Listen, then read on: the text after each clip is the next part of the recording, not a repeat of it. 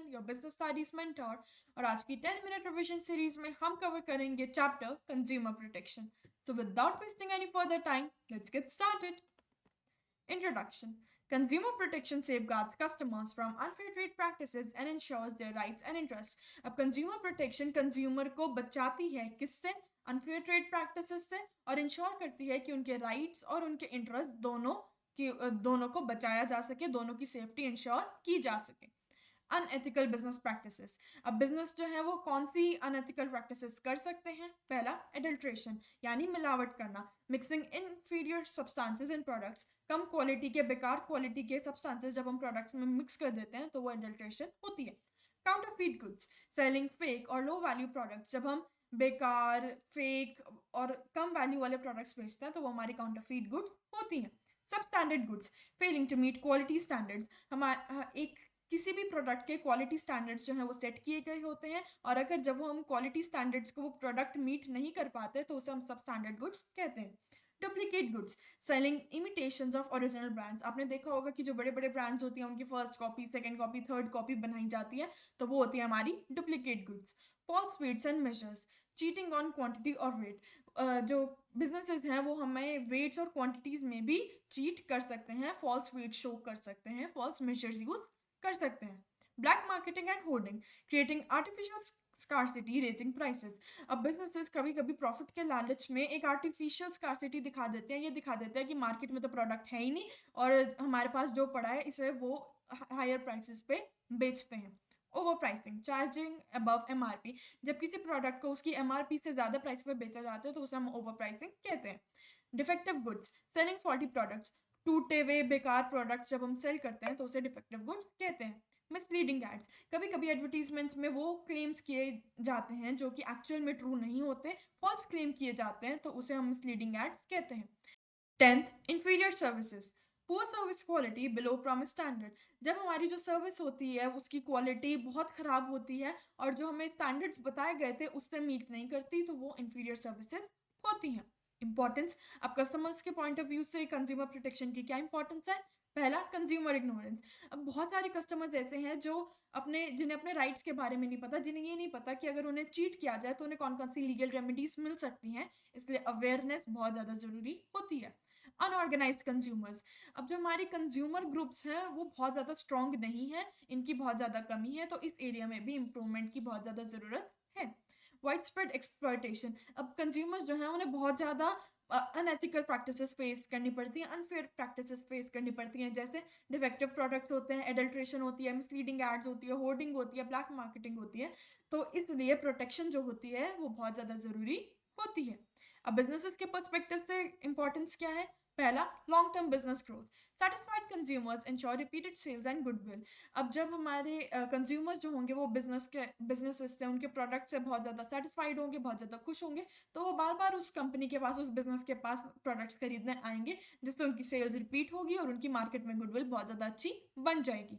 Second, social responsibility. अब businesses जो होते हैं वो सोसाइटी के रिसोर्सेज यूज करते हैं, तो उनका भी फर्ज बनता है कि वो पब्लिक इंटरेस्ट में सेवा करें। Third, moral justification, ethical duty to avoid exploitation. अब बिजनेस की एथिकल ड्यूटी होती है, उनकी मॉरल रिस्पॉन्सिबिलिटी होती है कि वो कंज्यूमर्स को एक्सप्लॉइट ना करें। Fourth, government intervention avoids legal action and penalties by ensuring fair trade practices. अब बिजनेसेस जो होते हैं वो अपनी ट्रेड प्रैक्टिसेस को सही रखते हैं, फेयर रखते हैं, ताकि कोई भी उन पे लीगल एक्शन ना लिया जाए और पेनल्टीज उन पे ना पड़े, क्योंकि अगर किसी बिजनेस पे छापा पड़ गया, रेड पड़ गई, तो उन्हें बहुत ज़्यादा नुकसान हो सकता है, उनकी गुडविल बहुत ज़्यादा खराब हो सकती है। Consumer protection act 2019। अब कंज्यूमर प्रोटेक्शन एक्ट 2019 ये इंश्योर करता है कि कस्टमर की जितनी भी ग्रीवेंसेस हैं उन्हें बहुत ज़्यादा स्पीडी तरीके से सॉल्व किया जाए और वो बहुत ज़्यादा कॉस्टली ना हो, बहुत ज़्यादा मिनिमल एक्सपेंसेस उसमें लगे, वो इनएक्सपेंसिव हो। Applies to all businesses including e commerce. ये कंज्यूमर प्रोटेक्शन एक्ट 2019 सारे बिजनेसेस, सारे टाइप के बिजनेसेस पे अप्लाई होता है और इसमें ई कॉमर्स भी इंक्लूड होता है। Grants consumer rights for protection and empowerment. अब कंज्यूमर प्रोटेक्शन एक्ट कंज्यूमर को उनके राइट्स देता है ताकि वो खुद को प्रोटेक्ट कर सकें और खुद को एम्पावर कर सकें। Who is a consumer? अब कंज्यूमर कौन होता है? Consumer is a person who buys goods और avail services for personal use, जो प्रोडक्ट्स खरीदता है, गुड्स खरीदता है या सर्विसेज अवेल करता है अपने पर्सनल यूज के लिए। हैज पेड, प्रॉमिस्ड और पार्टली पेड फॉर गुड्स और सर्विसेज। वो या तो पूरी पेमेंट कर चुका है, या उसने प्रॉमिस कर दिया कि मैं पे कर दूंगा, या वो पार्शियल पेमेंट कर चुका है अपनी गुड्स और सर्विसेज के लिए। इंक्लूड्स यूजर्स और beneficiaries with the buyers consent. अब बायर ने जो प्रोडक्ट लिया उसके जो यूजर्स हैं या उसके जो बेनिफिशियरीज हैं वो भी कंज्यूमर का पार्ट होते हैं, उन्हें भी कंज्यूमर हम मानते हैं। Covers offline and online transactions. इसमें जो पेमेंट है वो ऑफलाइन और ऑनलाइन दोनों तरीके से इंक्लूड की जाती है। Not a consumer. अब किस टाइप का इंसान जो गुड्स खरीदता है वो कंज्यूमर नहीं होता। दोज बाइंग फॉर रीसेल और कमर्शियल पर्पसेस। अब जो लोग गुड्स जो है वो रीसेल के लिए, दोबारा बेचने के लिए या किसी कमर्शियल पर्पस के लिए खरीदते हैं, वो ने हम अपनी कंज्यूमर की कैटेगरी में इंक्लूड नहीं करते। Consumer rights under consumer protection act 2019। पहला, right to safety, protection from hazardous goods and services. अब कंज्यूमर्स को ये राइट होता है कि उन्हें हैजार्डस गुड्स और सर्विसेज से प्रोटेक्शन मिले, उन्हें ऐसी गुड्स और सर्विसेज से बचाया जाए।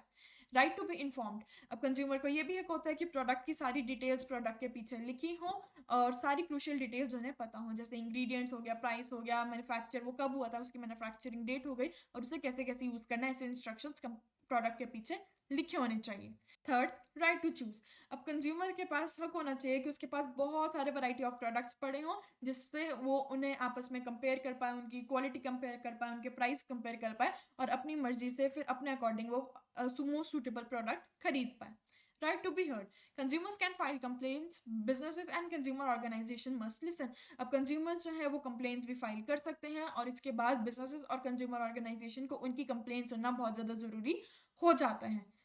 Right to seek redressal. Legal remedies against unfair trade practices. अब अगर किसी भी कंज्यूमर को चीट किया गया है, उनके साथ अनफेयर ट्रेड प्रैक्टिसेस की गई हैं, तो उसमें वो लीगल रेमेडीज भी ले सकते हैं, जैसे वो उस प्रोडक्ट को रिप्लेस करवा सकते हैं, वो रिफंड मांग सकते हैं, वो कंपनसेशन भी मांग सकते हैं।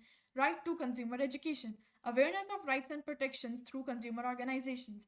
अब कंज्यूमर ऑर्गेनाइजेशंस को कंज्यूमर्स को अवेयर कराना होता है उनके राइट्स और उन्हें मिली हुई प्रोटेक्शंस के बारे में, यानी कंज्यूमर्स को कंज्यूमर एजुकेशन के बारे में हक होता है। Consumer responsibilities under consumer protection act 2019।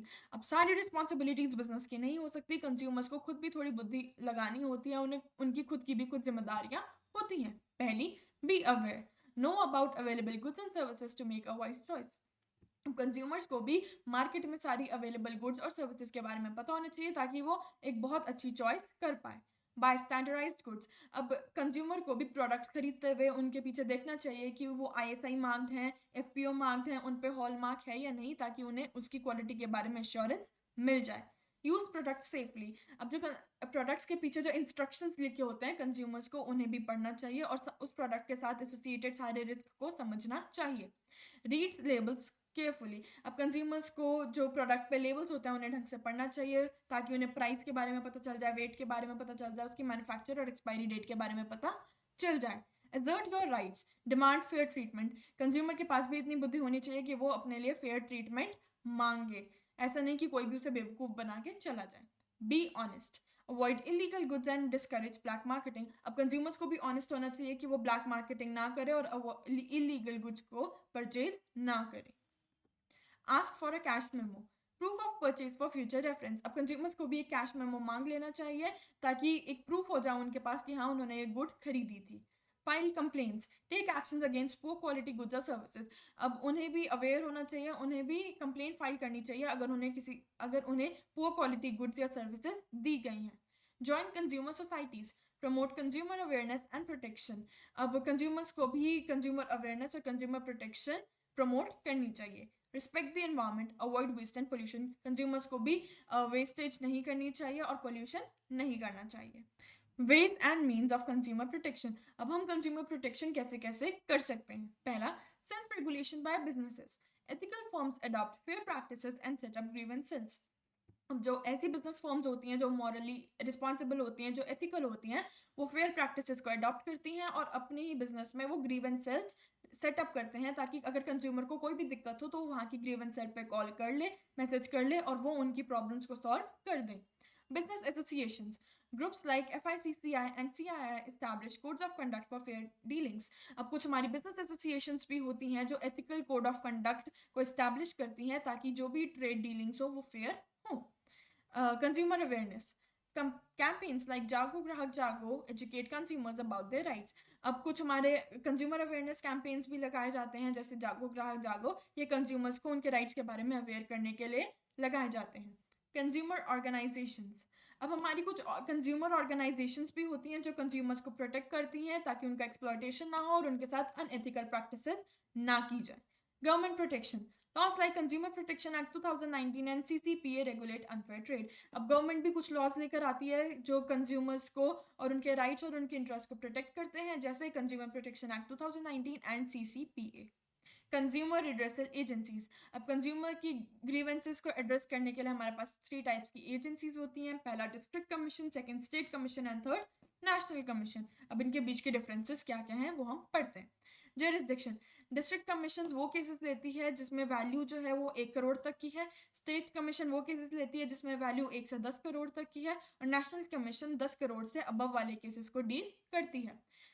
District commission state government establish करती है, स्टेट कमीशन को स्टेट गवर्नमेंट इस्टेब्लिश करती है और नेशनल कमीशन को सेंट्रल गवर्नमेंट इस्टेब्लिश करती है। टेरिटोरियल जुरिसडिक्शन, डिस्ट्रिक्ट कमीशन का डिस्ट्रिक्ट लेवल पे होता है, स्टेट कमीशन का स्टेट लेवल पे होता है और नेशनल कमीशन का इंटायर कंट्री होता है।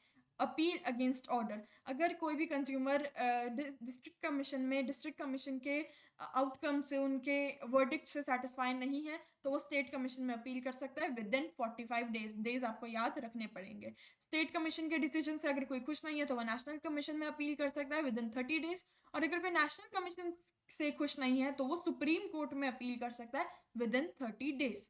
अब लोकेशन, डिस्ट्रिक्ट कमीशन की हर एक डिस्ट्रिक्ट में होता है, स्टेट कमीशन स्टेट कैपिटल में होती है और नेशनल कमीशन न्यू दिल्ली में होती है, यानी कंट्री की कैपिटल में होती है।